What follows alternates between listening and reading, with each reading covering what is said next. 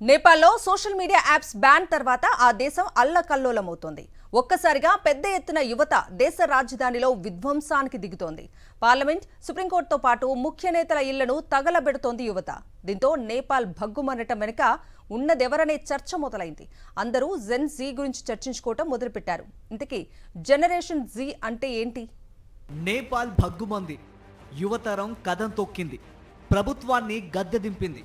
ఇదంతా చేసింది కేవలం యువత మాత్రమే. వీళ్ళనే సింపుల్గా జెన్జీ అని పిలుస్తారు. ప్రపంచవ్యాప్తంగా ఏ దేశంలో చూసుకున్నా ఇప్పుడు జెన్జీదే రాజ్యం. ఏ దేశానికైనా వాళ్ళే ఇప్పుడు వెన్నుముక. ఇంతకీ జెన్జీ అంటే ఏంటి?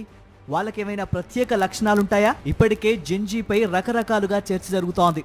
1995 నుంచి 2012 మధ్య పుట్టిన వారిని న్యూ జనరేషన్ కిడ్స్గా చెబుతారు. మరికొందరు మాత్రం 1997 నుంచి 2012 మధ్య పుట్టిన వాళ్ళను ఈ కేటగిరీలో చూస్తారు. ఎలా చూసుకున్నా అటు ఇటుగా 13 నుంచి 28, 29 ఏళ్ల మధ్య వయసున్న వ్యక్తుల్ని జెన్జీ అని పిలవచ్చు. వీళ్లకు ఈ పేరు రావడానికి ప్రత్యేకమైన కారణం ఉంది. ప్రపంచవ్యాప్తంగా సైన్స్ అండ్ టెక్నాలజీ కొత్త పుంతలు తొక్కిన టైంలో వీళ్ళు పుట్టారు. ఇంకా చెప్పాలంటే టెక్నాలజీతో పుట్టి టెక్నాలజీతో పెరుగుతున్న డిజిటల్ తరం ఇది. అందుకే వీళ్లకు ఈ పేరు వచ్చింది. సాంకేతిక ప్రపంచంలో పుట్టి పెరిగిన మొదటి తరం జెన్జీ. ఈ తరం జీవన విధానం మొత్తం స్మార్ట్గా ఉంటుంది. పొద్దున లేస్తే smart phone, high speed internet, social media apps, ఇదే వీళ్ళ ప్రపంచం. నిజ జీవితంలో సగటు మనిషి చేసే కొన్ని పనులు, ఉదాహరణకు స్నానం చేయటం, అన్నం తినడం లాంటివి టెక్నాలజీ ద్వారా ఎందుకు జరగడం లేదని బాధపడే వాళ్ళు కూడా ఈ జనరేషన్లో ఉన్నారు.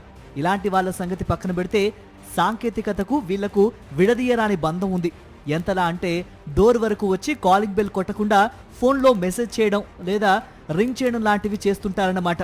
సో ఈ జనరేషన్ వాళ్ళు ఎలా ఉంటారు అంటే మెయిన్గా ఎక్కువగా చిన్న చిన్న వాటికి కూడా ఎక్కువ అట్రాక్ట్ అవుతుంటారు. ఈ మధ్య మనం చూసినట్లయితే జెన్జీ పిల్లలు చాలా ఫాస్ట్ ఫార్వర్డ్ ఉంటారు. క్షణాల్లో అయిపోయేలాగా చూసుకుంటారు. అదేవిధంగా కృషి చేస్తుంటారు కూడా. మనం సోషల్ మీడియాలో చూసినట్లయితే ఎక్కువగా ఈ నెగిటివ్ ఆస్పెక్ట్సే కనిపిస్తున్నాయి, కానీ వాళ్ళలో పాజిటివ్ ఆస్పెక్ట్స్ చాలా ఉన్నాయి. వాళ్ళు ఎక్కువగా క్రియేటివ్ ఉంటారు. వాళ్ళు క్షణాల్లో ఏదైనా పనిని అవగొట్టేయగలుగుతారు.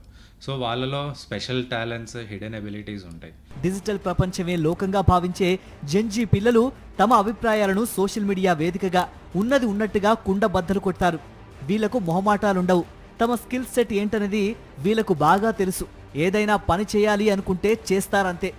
సామాజిక, రాజకీయ అంశాల విషయంలో తాము అనుకున్న అభిప్రాయాలను సోషల్ మీడియా వేదికగా చెబుతారు. అవసరమైతే రంగంలోకి దూకుతారు. ఇప్పుడు నేపాల్లో మనం చూస్తున్నది ఇదే. నిరంతరం ఆన్లైన్ కమ్యూనికేషన్ ఇష్టపడే జెన్జీ తరం స్వయం సమృద్ధి కోసం పరితపిస్తూ ఉంటారు. 9 to 5 జాబ్స్ వీళ్లకు నచ్చవు. అసలు జాబ్స్ ఎందుకు, ఏదైనా కొత్తగా సృష్టిద్దాం అనే టైపు వీళ్ళు. కొత్తగా లేకపోతే వీళ్ళకు నచ్చదు. వర్క్ లైఫ్ బ్యాలెన్స్ చేయడంలో వీళ్లకు వీళ్ళే సాటి. స్టార్టప్ ఆలోచనలు వీళ్ళకిష్టం. సాంప్రదాయ ఉద్యోగాల కంటే స్వేచ్ఛను ఎక్కువగా ఇష్టపడతారు.